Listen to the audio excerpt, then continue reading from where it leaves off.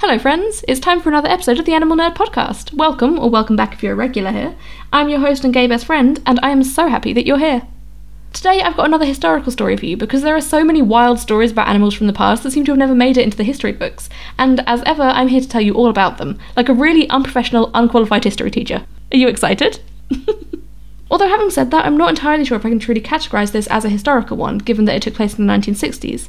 I mean, it's a hell of a lot more modern than Clever Hans or Hubert the Hippo, and if you don't recognise those names, my darling, then you have some catching up to do. But if my analytics are anything to go by, then the majority of you weren't alive in the 60s, so that means it counts as history, right? So today's story starts in February 1964 in the Swedish city of Gothenburg. The second largest city in Sweden, it's something of a cultural hub, a place teeming with galleries and art critics, and this story starts in an art exhibition being held in the Gallery Christiane. I hope I pronounced that right. I tried to look up the gallery to find out more about it, but every single thing that came up was in relation to this particular story, so while it may have been relatively prestigious way back when, it doesn't seem to have stood the test of time. I'm fairly certain it's not open anymore, unless it's changed its name or something. Regardless, this particular exhibition featured works from artists across Europe, England, Italy, Austria, Denmark, and of course Sweden, but it was a French artist who proved to be the star of the show. His name was Pierre Brassau, and this was his first ever exhibition. No one had ever even heard of him before, but while the critics, students and journalists present seemed to think most of the works on display here were pretty middling, Pierre stood out. Everyone was raving about him, and the 4 paintings he'd put on display were considered to be the best there. One of these critics was a man named Rolf Anderberg, who when he was writing his review of the exhibition for a newspaper described Pierre's work thus: Pierre Brassau paints with powerful strokes, but also with clear determination. His brushstrokes twist with furious fastidiousness. Pierre is an artist who performs with the delicacy of a ballet dancer. So yeah, people freaking loved Pierre's paintings, a sentiment shared by seemingly every other critic and person who attended the exhibition. Well, all but one. There was one single art critic who didn't like Pierre's work, and who ended his review with the line, "Only an ape could have done this." This was supposed to be a witty little quip, a jab designed to insult Mr. Brassau's work. What this critic didn't realise, though, is that this was the most unironically hilarious thing he would ever say. I mean, you all know the twist that's coming. This is the Animal Nerd Podcast after all, not the Art Nerd Podcast, and yes, well done, you're very clever, the paintings were indeed created by an ape. Pierre Brassau never existed. He was a lie, an invention created by journalist Akke Axelsson.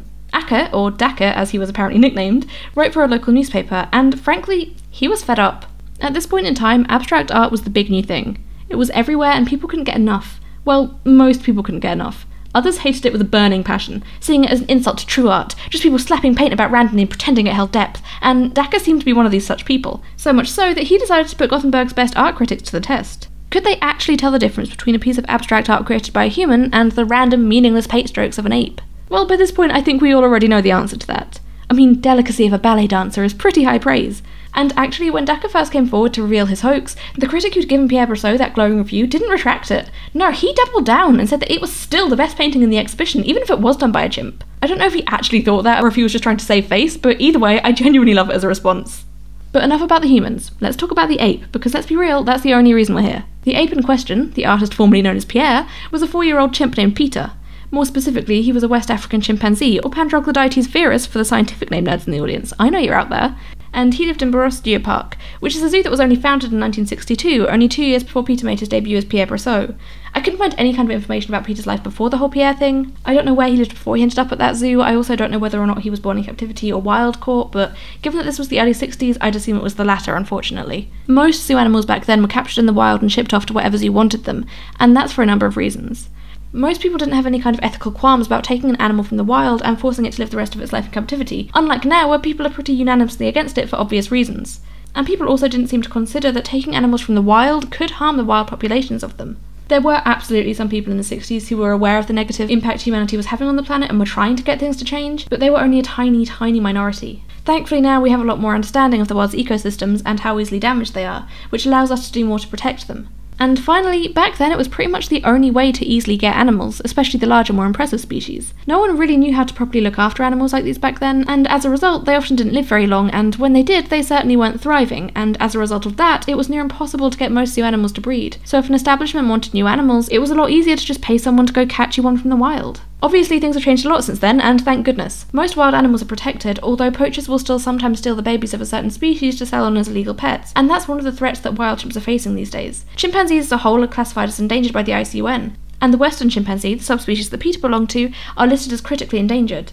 I realise none of this is directly related to the Pierre Brassau story, but I think more education is never a bad thing, and I'm always eager to learn more about animals, so hopefully some of you are too. Plus, with some topics there really isn't that much information about them, so I kind of have to pad them out with extra information to prevent from having an episode that's only like 5 minutes long. And when it's a story that's been told in the same way over and over again like this one, I like to put my own little spin on it, rather than just parroting the same stuff as every other article out there. But anyway, back to the story. So once Ducker had come up with the idea of trying to trick the art world and see if an ape's abstract art could pass for a human's, he, of course, had to find himself an ape. Well, more specifically, he had to find himself an ape's human caregiver who would go along with his plan. And he found that in Peter's Keeper. I couldn't find anything about Peter's Keeper at all, aside from the fact that they were only 17 years old. I don't think I even found anything that mentions their gender. If I did, then I didn't include it in my research notes. But that's how little there is about this person. They were a teenager, they were working at the zoo, and it was their responsibility to look after Peter the chimp. And somehow or other, Ducker convinced them to give Peter a set of oil paints, some canvases and a brush. And after that, it was just a matter of letting Peter do his thing.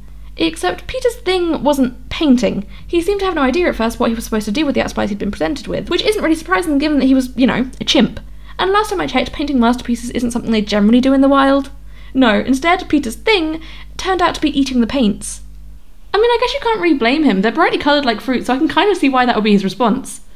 Apparently Peter's favourite colour, or flavour I suppose I should say, was cobalt blue. He ate more of it than any of the others. Some sources said that it was because of its tart flavour, and the fact that anyone even knows what it tastes like implies that other people have been out here eating oil paints, and is that a thing? Do people eat paint sometimes? Did someone take the idea of a starving artist too literally or something? Please don't eat paints!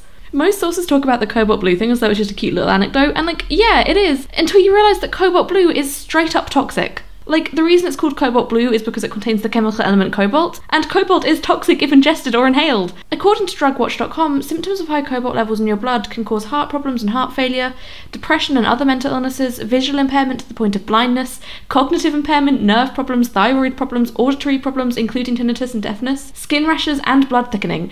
And Peter was just scarfing the stuff. I couldn't find anything saying that Peter had any kind of negative symptoms during or after this, but oh my god, the poor boy! Eventually though, after eating his fill of illicit snacks, Peter managed to figure out this whole painting malarkey and started using the art supplies as intended. His favourite colour was still cobalt blue. It featured in a lot of his works, probably because he was still sneaking tastes of it. Although apparently he also insisted on having a bunch of bananas beside him while he was painting, which he would regularly snack on while he worked. His level of productivity was directly tied to how many bananas he ate. During his most prolific episodes, he could eat up to 9 bananas in 10 minutes, working all the while. You can't create masterpieces on an empty stomach. And once he got the hang of painting, Peter got so into it that he didn't limit his art to just the canvas. He took it upon himself to redecorate the floor of his enclosure and even painted his keeper, as in painted on their body rather than doing a nice little portrait. I mean, what can I say? You can't ask a creative genius to limit their artistic vision to a flat stretch of canvas. Peter was clearly avant-garde. Once Peter had produced several finished canvases, Ducker chose his 4 favourites and entered them into the exhibition this episode opened with, spinning a story about how they were created by a French artist named Pierre Brassau.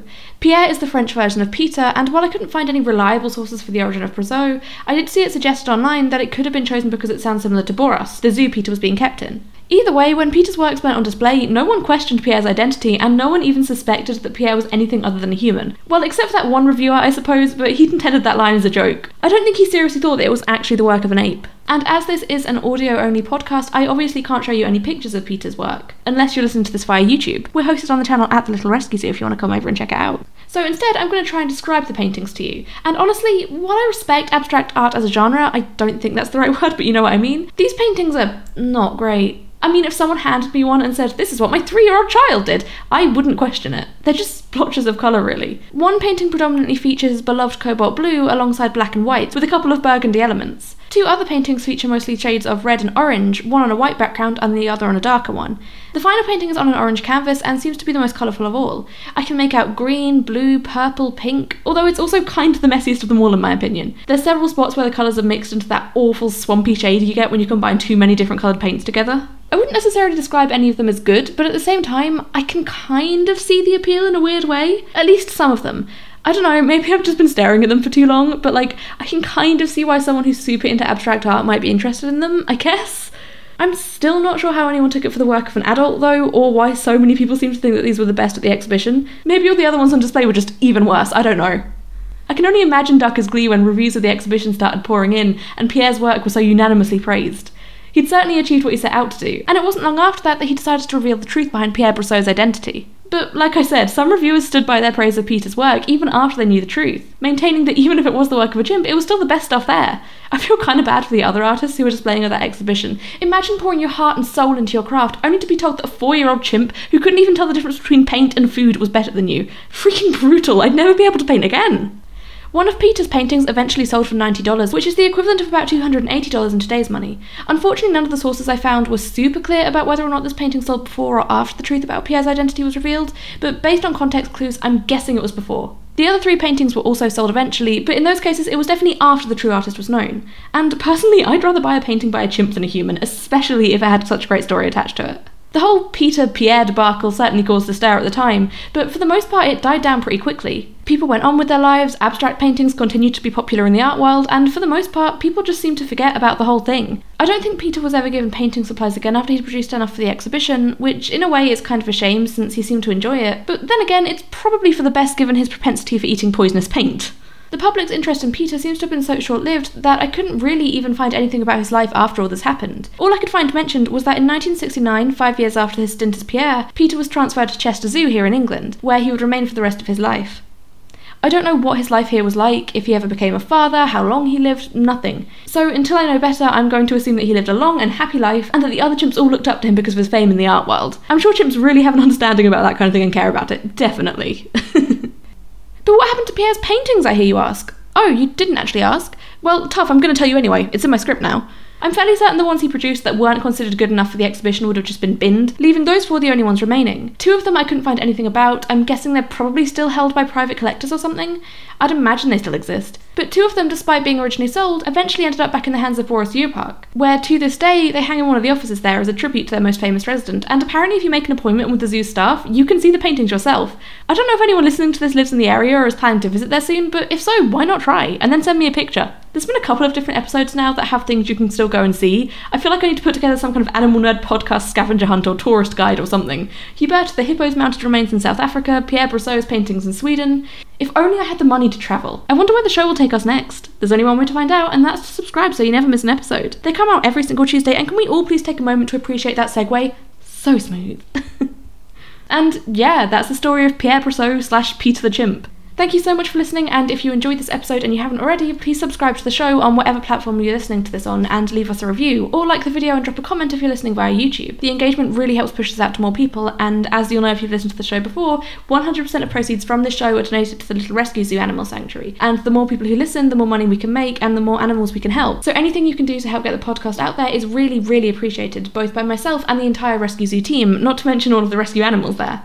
As ever, all of our social media and contact info will be in the show notes if you want to check us out or reach out. I'm always open to suggestions for new episodes, whether that's an individual animal, a specific event, an interesting species, anything like that. I have a long list of ideas already, but it really helps to know what you guys want to hear, whether that's something I haven't heard of before or something that's already on my list that I can bump up to the top and cover next. I really just want to make something that people enjoy, so telling me what you want to hear really does help me with that. Thank you again for listening, and thank you to those who have supported the show or the Sanctuary. It all really makes a difference, no matter how small. And with that, I will see you next Tuesday. Stay wild, friends!